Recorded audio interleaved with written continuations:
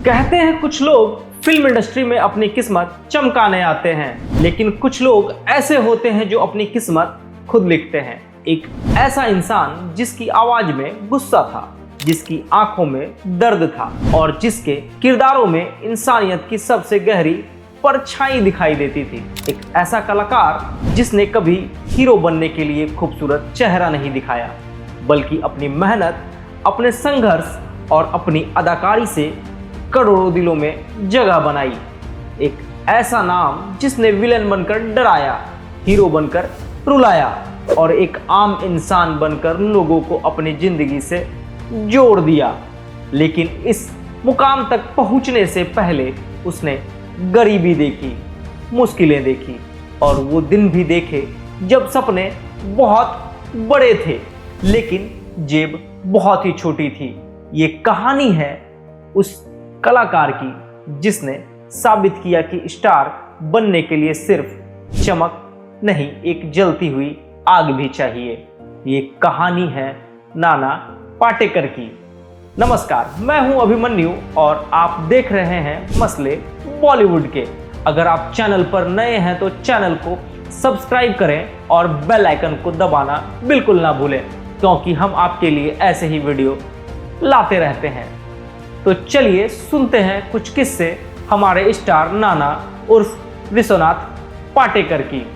नाना पाटेकर का जन्म 1 जनवरी 1951 को महाराष्ट्र के रायगढ़ जिले के मुरुड जंजीरा इलाके में हुआ था। उनका असली नाम विश्वनाथ पाटेकर है।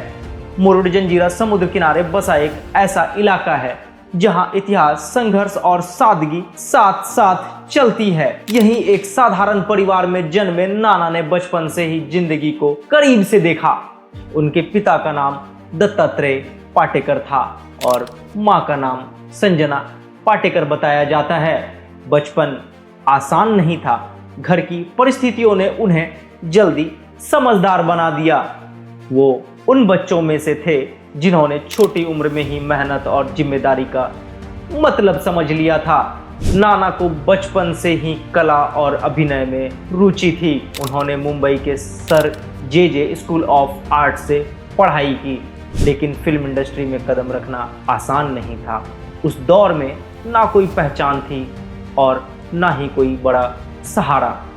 एक नए कलाकार के लिए फिल्मों में जगह बनाना किसी युद्ध से कम नहीं था। छोटे छोटे रोल, कम मौके और लंबे इंतजार के बाद धीरे धीरे उनका सफर शुरू हुआ।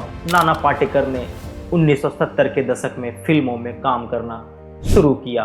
शुरुआत में उन्हें छोटे किरदार मिले, लेकिन उनकी एक्टिंग ने लोगों का ध्यान खींचना शुरू कर दिया। फिर आया वो दौर जब नाना सिर्फ एक अभिनेता नहीं रहे, वो एक अलग पहचान बन गए। फिल्म अंकुश ने उन्हें पहचान दिलाई और इसके बाद परिंदा, प्रहार, तिरंगा, क्रांतिवीर जैसी फिल्मों ने उन्हें हिंदी सिनेमा के सबसे दमदार कलाकारों में शामिल कर दिया। नाना की सबसे बड़ी खासियत थी उनका अभिनय। वो डायलॉग बोलते नहीं थे, वो किरदार को जीते थे।